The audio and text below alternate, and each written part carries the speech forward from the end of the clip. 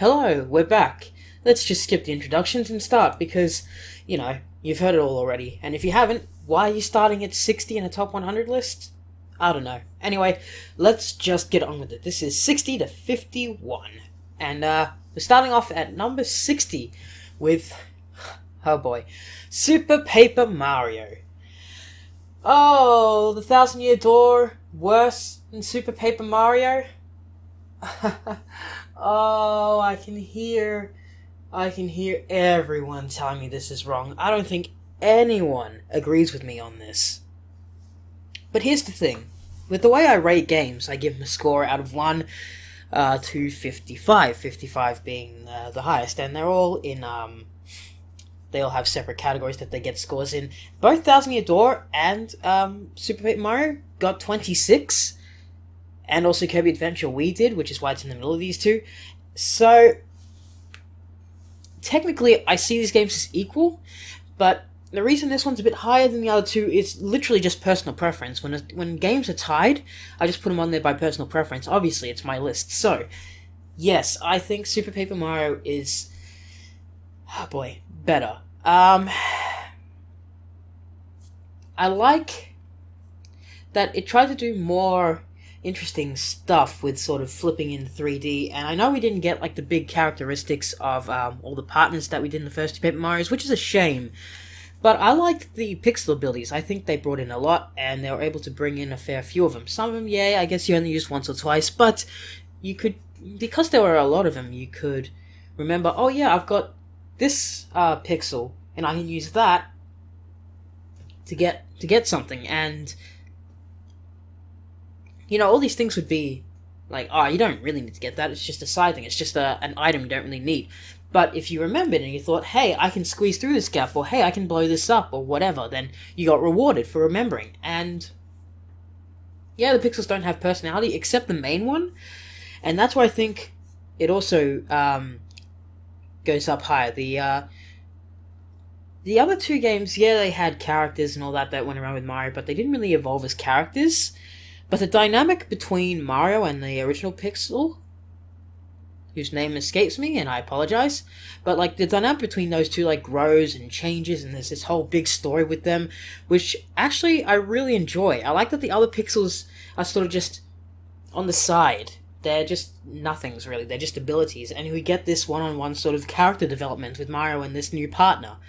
I think that works extremely well, and I like that they build up the character development. Just like Thousand Year Door, I like the fact that they had some chapters that were just like these big gimmick things. Like there was a chapter where it's like, you've got to pay back your loan of 1,000,000 bells, but you can slowly do all these things to gain them faster and faster. It's kind of like the wrestling chapter in Thousand Year Door, which was one of my favorites that I didn't say at the time. But I really like that they've done that as well. So, that's me rambling about why I put this ahead of Thousand Year Door. I don't expect anyone to agree, and that's fine. That's your list, and that's your decision, but for my list and my money, Super Paper Mario just barely wins. Of course, they're both amazing games, but yeah, just slightly above. Anyway, number 59, it's the original Mario Party. Now, this one could be a lot higher up. Mario Party is a solid game concept, but not unlike Paper Mario or Mario & Luigi Superstar Saga or, games like Mario Golf or whatever. They didn't really get it right on their first go. Mario Party 1 could be seen as very dated. You have a lot of minigames that lose you money, a lot of minigames that are sort of unfair, and you keep gaining money in really sort of weird increments in the game. But what can I say about the original Mario Party? So the boards, some of them are the most iconic and fun. The minigames are great, the ones where you're not rotating the stick. Not because I got blisters as a kid, but because I was worried about damaging my control stick as a teenager, because around that time I'd gotten into Super Mario 64 speedrunning, and I wanted to keep the control stick in pristine condition so I could do precise movements.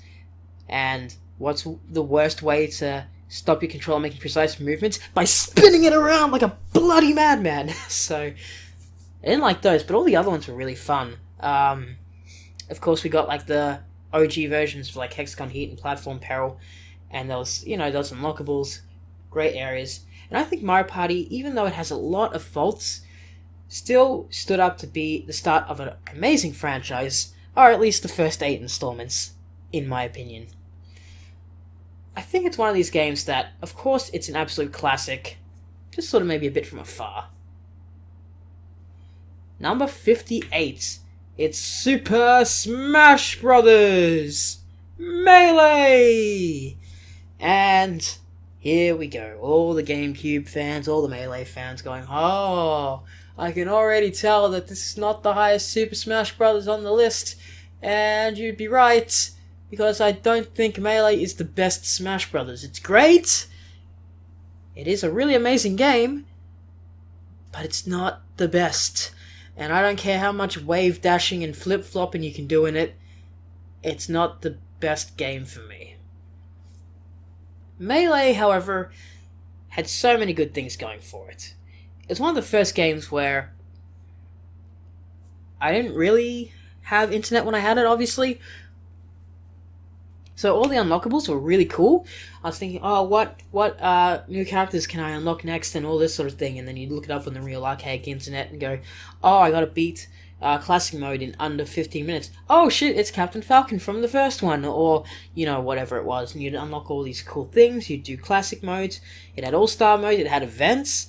It added so much to the original game. And of course made it all the more tighter. The more maps, the more characters. And it was just an amazingly fun game. It's such a solid experience, and of course, even though it's not the highest Smash Bros. On the list, I can't recommend it enough. Super Smash Bros. Melee is one of those games that I don't think it's ever going to age. It's going to be one of those games where you could play it forever. No matter how many years gaming goes into it, Super Smash Bros. Melee is going to be one of those ones where you could always pick it up and look at it as this absolute classic, really well controlling, great fun fighting game. And that's why it is on the list, obviously. Number 57, bit of an interesting one, Boom Street. And all the Americans are looking at me confused. Okay, you might know it under another name. You might know this game under Fortune Street, but in Europe, the game was called Boom Street. So for us, Boom Street. What is Boom Street? Well, it's like an 80 times better version of Monopoly, but it's a video game, and it has Mario and Dragon's Quest characters. I believe it's a Dragon's Quest series that's been going on for a while now, Boom Street. And basically, you go around a board buying properties, and then increasing them, making rows of properties to increase the interest, going around buying stocks, and just trying to make it so that you get as much money as you can, get as many houses as you can, and dominate the board. And wow, as soon as you play Boom Street, Fortune Street, whatever, you can throw away that Monopoly board, because Monopoly's going to seem so boring and bleh by the time you've played Boom Street. It's just so much better. They did such a great job, and of course you can play as all the great Mario characters. You can play as the Slime, or the Platypunk, or they're the only two Dragon's Quest characters I know, unfortunately. I don't play the series too much. Sorry. But, yeah, so many great boards, and a lot of great and challenging sort of things. It's better to play with friends than it is to play against computers, because games can be determined on RNG a lot when you play against computers, but when you're playing against humans, it's a really fun game. I recommend it. Throw away that Monopoly board, buy yourself a $20 Wii and this game, and some controllers, have yourself some fun. In fact, I think, actually, this is one of those games where you can pass the controller around.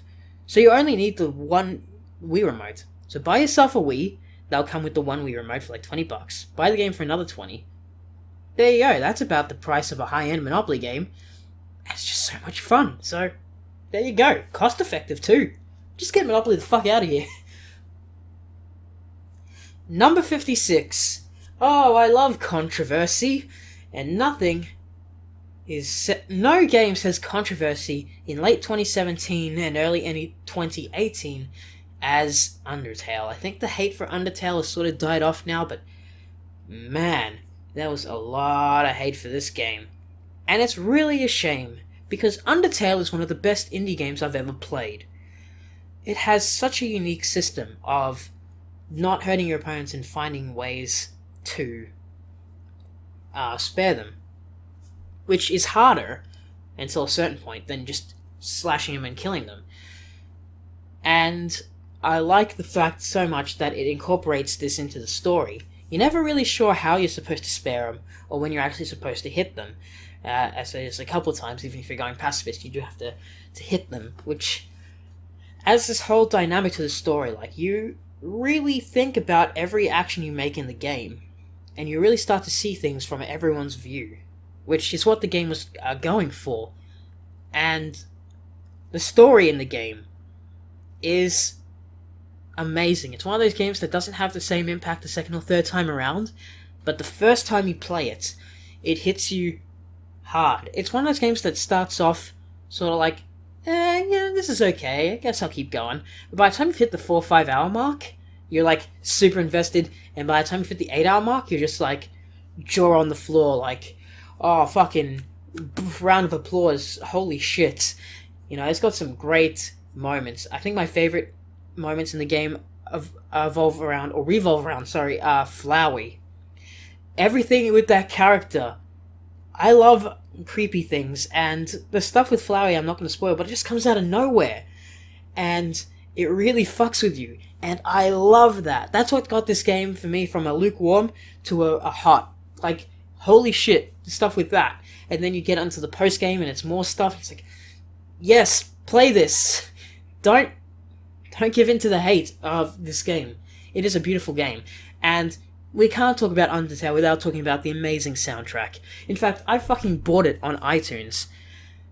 I think there's only 3 video game soundtracks I bought on iTunes. Undertale, some shitty cover of Super Mario 64 music because I couldn't get the original, and it really sucks, and Rayman Legends.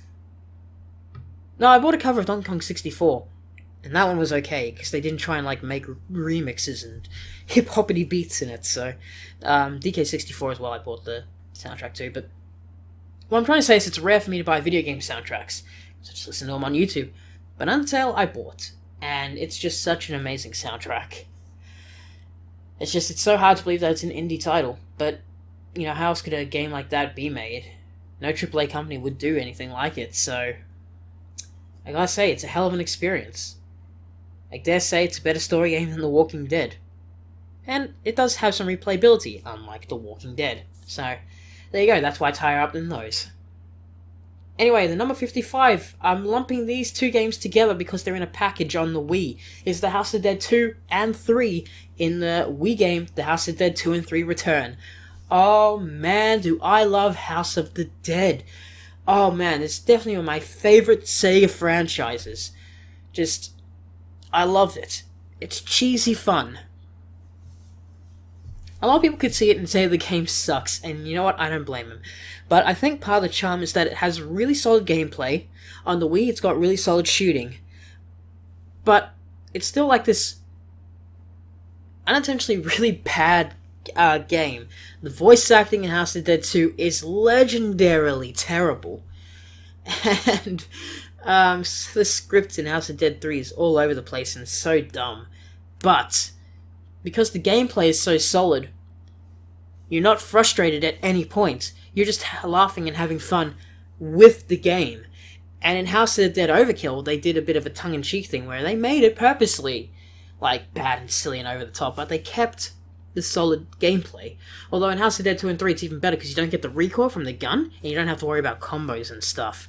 House of Dead 2 and 3 is just one of those games that just sit back and just shoot the shit out of everything, and have a lot of fun until your finger gets tired. Man, House of Dead 2 and 3, some of my best memories on the Wii. These games are very short but legendary and have insane replayability. I mean, you think the Wii is a console for babies? Maybe you're right, but it has the House of Dead 2 and 3, and for my money, it's the best version you could get on a home console. Obviously, yeah, you'd want to go to an arcade, but arcades are dying out, and even if they weren't dying out, where are you going to find a House of Dead 2 or 3 arcade anymore? Hell, I want to play House of Dead 4 so much, but I've never found an arcade of it. I found an arcade of 1, but that doesn't matter because now I've got the Sega Saturn version, so I don't need it. I got 2, 3, and Overkill on the Wii, but 4 never had a home release. And here comes everyone going, oh, but it was on the PS3. Well, it's not on the PS3 anymore, and I don't think Australia ever got it, or Europe. Maybe Europe got it and Australia just didn't? I don't know, but basically I can't get it. So don't say just go on the PS3. It's not there anymore. So, I can't get it. It seems to be the only House of Dead arcade I can't find. Because again, I found 2 years and years ago, but of course now I don't need it. And I found House of Dead 1, but now I don't need that either. So, Sega, please bring House of Dead 4 to console. I know you don't care about the series anymore, but we do. Please. Number 54. I don't have too much to say about this one. Saints Row 2. It's one of those games where I was in a big binge of GTA, and once I'd finished all the games, I sort of sat there and went, well, what now? Now I heard that Saints Row 2 was a pretty good game. I found it for cheap in a game store, and so I decided to play it, and I had a lot of fun with it. It is basically just a nice GTA clone shooting, driving cars, doing missions. I haven't finished it, but with what it is, I do have a lot of fun with it in the same way you'd have fun with any sort of free-roaming, car-grabbing, shooting game. Yeah, unfortunately, everything I'd say about it is just, it's pretty fun, it's like GTA, so I'm not going to stay on this one for too long. Just know that Saints Row 2 is definitely up here at number 54.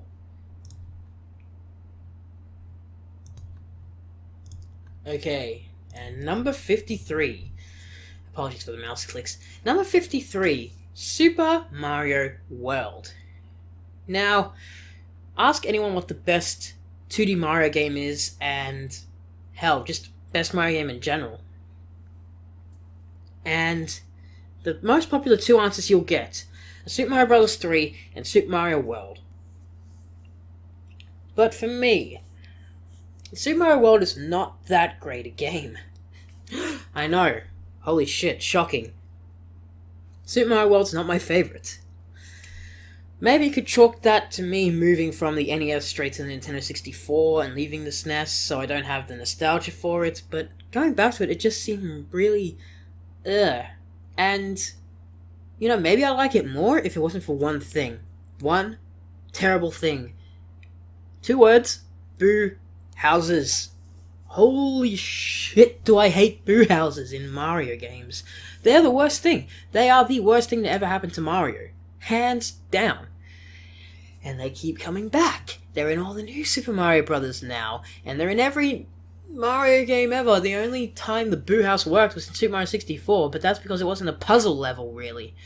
Just, oh, fuck boo houses. It makes this game suck so much. Take them out and this game would easily be top 40, but because they're there and they're so frustrating and they keep making me just want to stop the game, it goes here.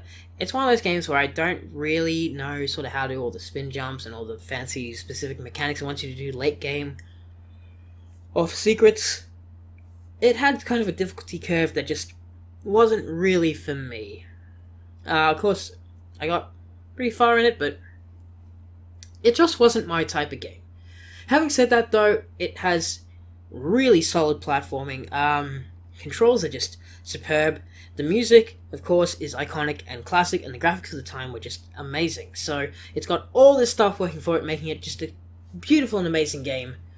Just lower than it would be for pretty much anyone else's top 100 list that grew up with Nintendo. Like, this is one of the games that everyone who was a Nintendo fan has in their top 20, without a doubt.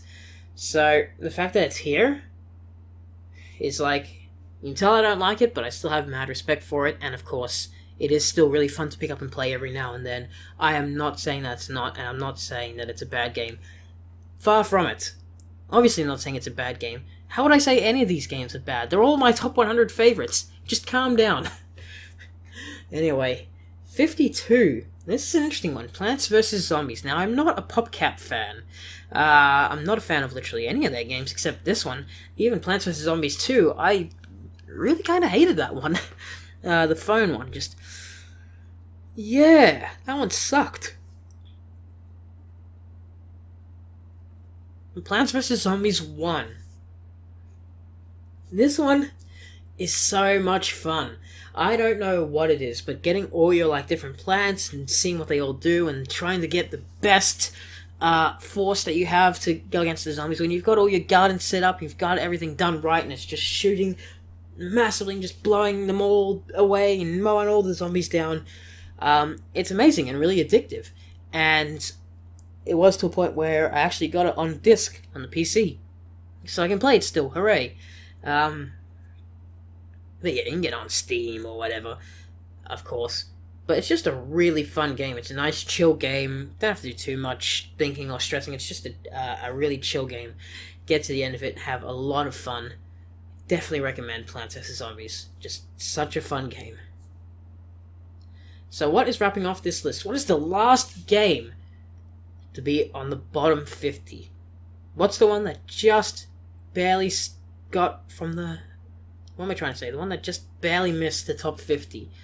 Well, that game is, in my opinion, the best Mario and Luigi game, Partners in Time. Now, I didn't think I was alone on this. I thought everyone thought Partners in Time was the best one.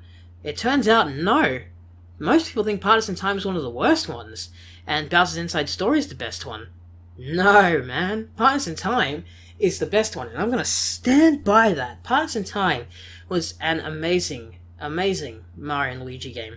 It was the first time that I did any sort of RPG that had 4 players. I never played the Final Fantasy or those sort of quest games until I played Mario and Luigi's Partners in Time. And all the sort of mechanics you could do with the adults and the babies and all the sort of puzzles and the great story, the great music, the great, the really smooth combat, all the combos you could do, the leveling up system from Superstar Saga made a return. It was better than ever, and man, it was such a fun experience. I remember when I beat the game just thinking, holy shit, that was amazing. I kind of already want to play it again. But sadly, it just misses the top 50.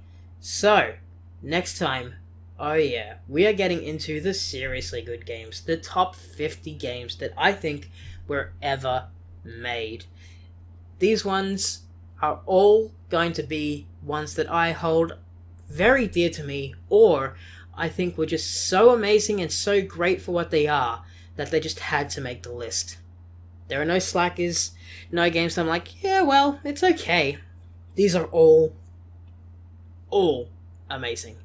So here's where I get real passionate. Stay tuned for the next one, and I'll see you guys then. Bye.